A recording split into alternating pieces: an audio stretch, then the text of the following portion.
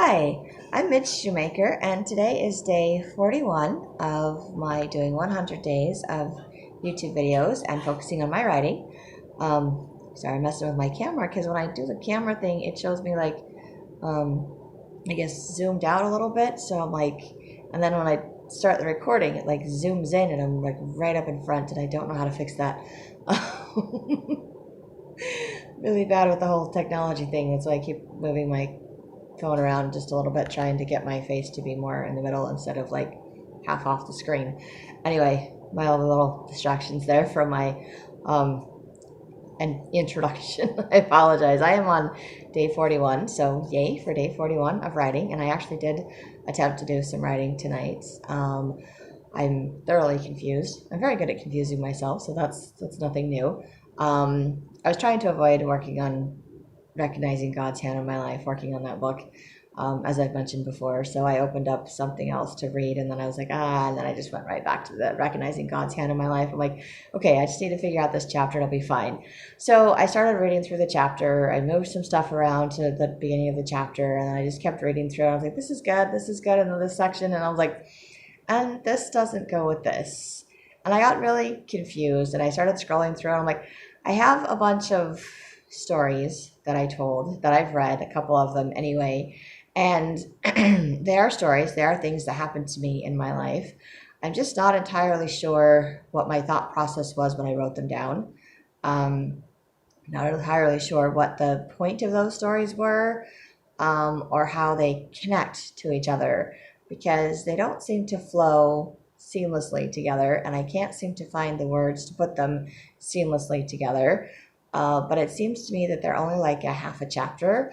They're not a whole chapter or a whole section, so I'm missing something. So I'm trying to figure out, I'm going to have to spend some more time on it tomorrow. I didn't spend very much time on it tonight, but I did move some things around, and I was feeling pretty good about it. And I liked some of the stuff that I was reading.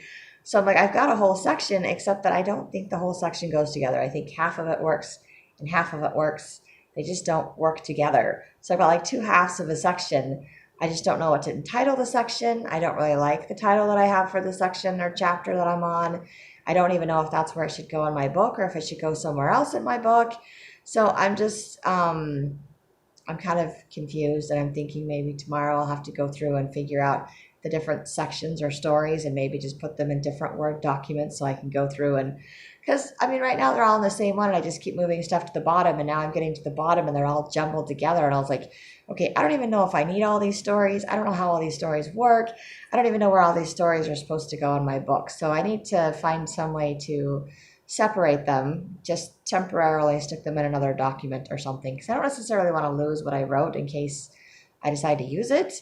I don't want to have to rewrite everything either, because I do have the good stories. I mean, I can go through and just tighten up sentences, which is what I was doing tonight, and making sure that everything flows together. The only problem is that I've got these like gaps in my story somehow, or like I have this story and then I have this story, but it's like they don't really connect to each other. I was like, not really sure how this goes. So as I'm talking about it, I'm thinking there's this section that I wrote, and then there's something in between. I need to just move it up, just kind of skip the other in between, and maybe just end that as make it a short section of something, and then do the next whatever. I don't know. It's very confusing. And I did have something at the end of that chapter that had to do with my divorce, but I'm like, okay, maybe my divorce should be something completely separate from everything else. Maybe I need to finish everything from like my childhood, my teenage years, and all of those things before I get the divorce. The divorce should be last or second to last, and not where it's at. So maybe I need to move that further down. And then I've got some other random story that I'm not really sure where it goes, if it has any pertinence, importance.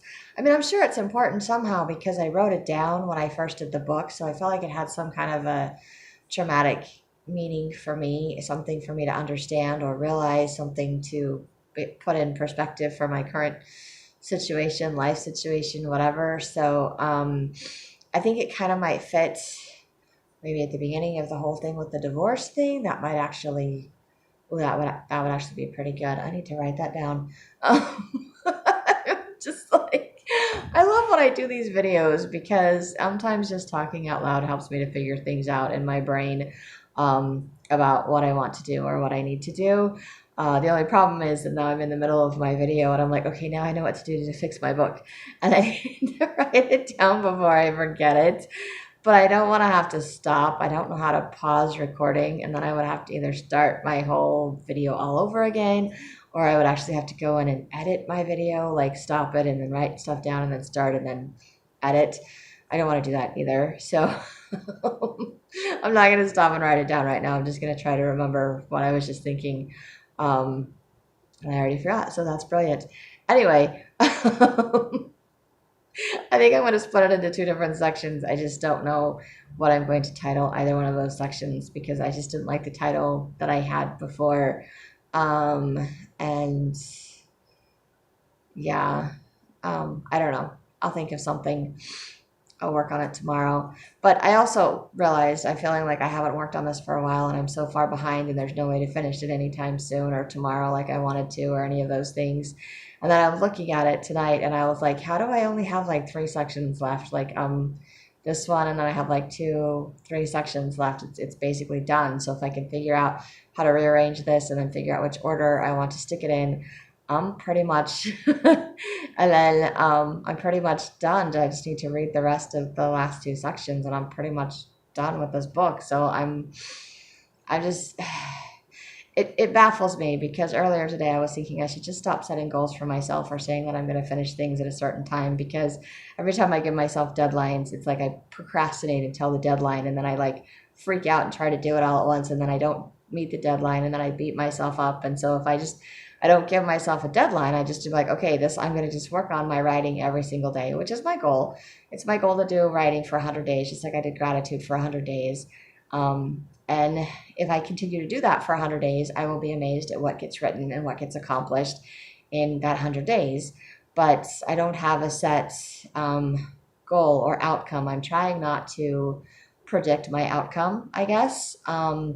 It's a process of trying to trust God, to trust myself, to trust that I'm headed in the right direction. And as long as I keep working towards it, I mean, the ultimate goal, obviously, for me in doing all of this is to get my books published. So at some point, that's actually going to happen because everything I'm doing is working towards that ultimate goal. But I don't have a deadline. Like I would have liked to have had 1 or 2 of my books published for Christmas, and that's not going to happen. I would love to say that it's going to happen, but with the end of November, and so Christmas is what, 25, 26 days away, and I still have to get my books reviewed and revised and edited and all of that stuff. I still have to get my friend to do my book covers for my books. Or find someone else to do book covers for my books. I still have a lot of things I have to learn how to do. So I don't know if my books will be ready to be published for Christmas. I don't know if they'll be ready for the new year. I don't know when they're going to be finished. I'm trying to get them finished. I'm looking forward to finishing them, actually. But this one that I'm doing is probably going to take longer than being finished tomorrow. It should be finished by the end of this week, though. I don't have an excuse not to finish it by the end of this week because, like I said, there's only like 3 sections left. And if I could finish figuring out this one tomorrow, and it really is kind of like 2 sections together. But if I could figure that out and then maybe read the rest of the book, I can figure out what else needs to be changed or rearranged. And then I may just, for insanity's sake, I don't know, go back through and read it one more time before I send it out to my friends just to make sure that everything flows, that it's in the order that I want it to be in, that it all makes sense before I send it off because the first time I did it, I didn't go back and look at it. I just blurted everything out and just said, okay, I'm done, because I typed up everything I could think of that ever happened in my life. And not everything, just all the traumatic, crazy things that ever happened in my life and all the blessings that I saw because of those crazy, traumatic things. And then I'm like, I'm done. And I didn't touch it for like over a month or 2. And now I'm going back and looking at it and going, this doesn't even make sense. It's not in any semblance of order. They're all good stories. They're good ideas. They're all things that actually happened to me. So I was telling the truth in the book. It's just, it's out of it was just kind of out of order. The context doesn't make sense. And it needs to flow in some kind of order that makes sense. Things that happened to me as a child, things that happened to me as a teenager, things that happened to me as an adult. Just, I mean, and some of those things kind of all blend together because the emotions, the feelings, they kind of carry through to different things, as I've discussed before. But I'm trying to put like things together in my book, and right now my like things are all scattered.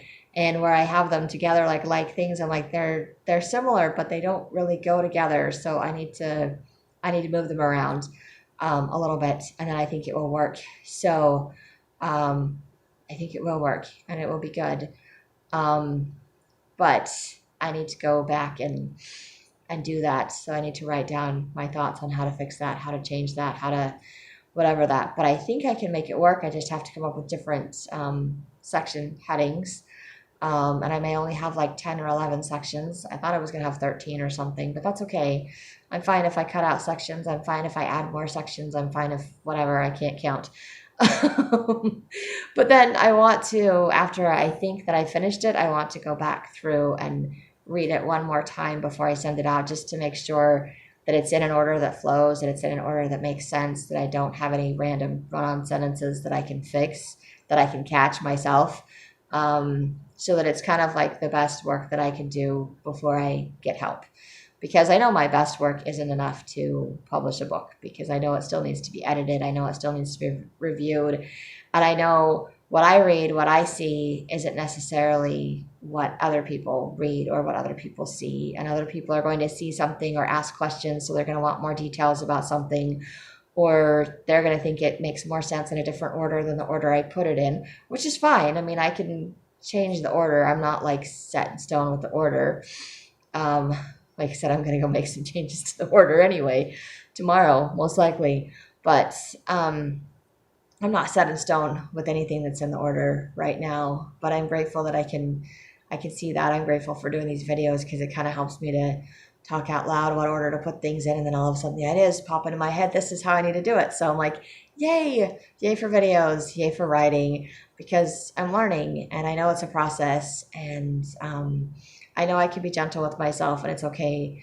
I may finish going through the book tomorrow, but I will still probably not send it out to my friends until the end of the week, because I want to spend a couple more days just, well, one in part, I think I just don't want to let go of it. It's that whole letting go part that I have a hard time with, especially when it's something that's very personal to me. But two, I want it to be the best that it can be and to make the most sense. And I feel bad that I sent it out when it was such a jumbled mess, and appreciate my friends for being willing to look at it when it was a jumbled mess. And so I'm gonna have to fix it and make it not such a jumbled mess, and then I can send it back out to people and say, okay, no longer a jumbled mess. Hopefully this makes a lot more sense, and you have a chance to kind of read through it and see what happens. So that's kind of what I want to do moving forward for this week.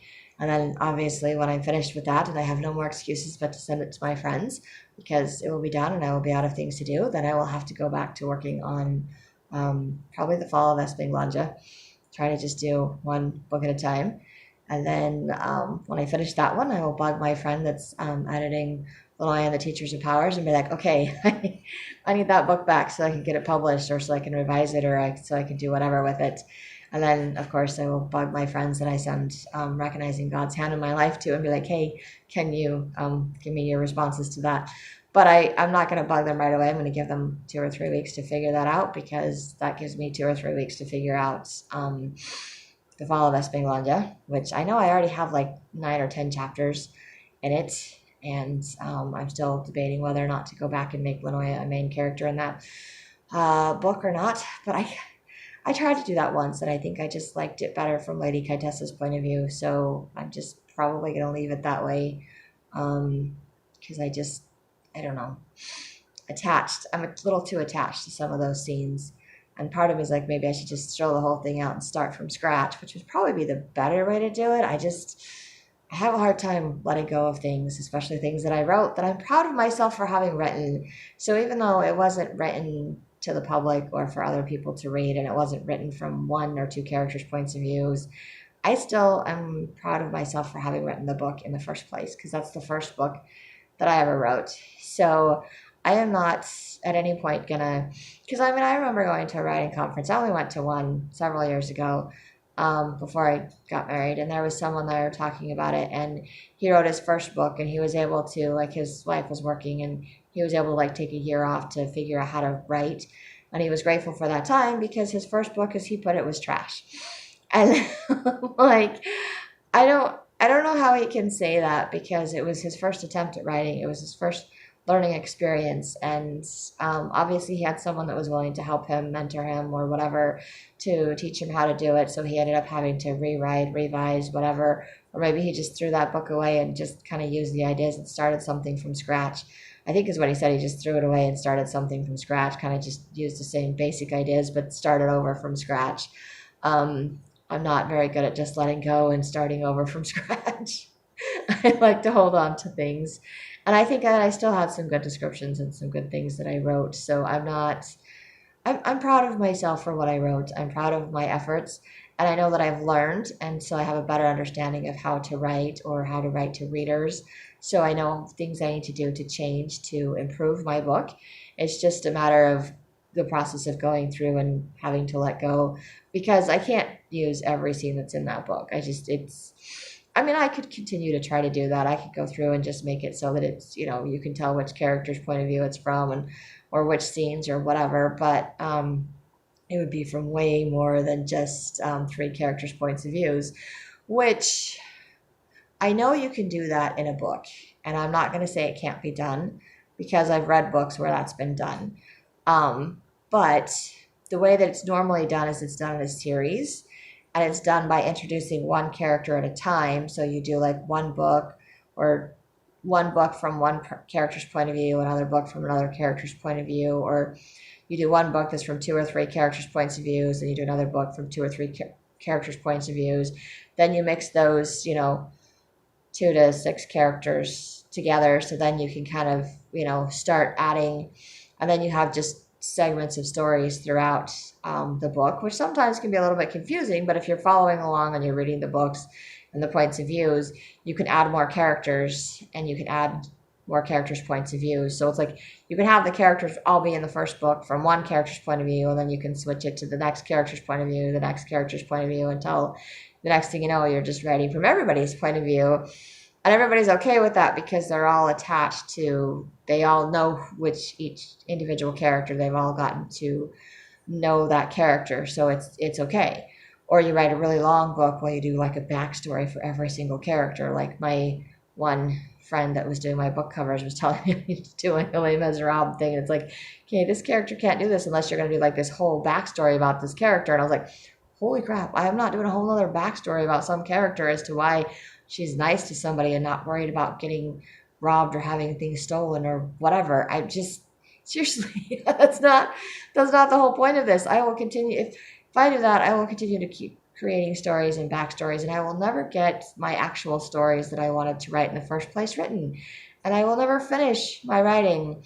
And I'm more inclined at this point to move forward with the writing, move forward with the stories, to finish recognizing God's hand in my life this week, to work on the fall of Esplanade, to try to figure out how to do it from three characters' points of views.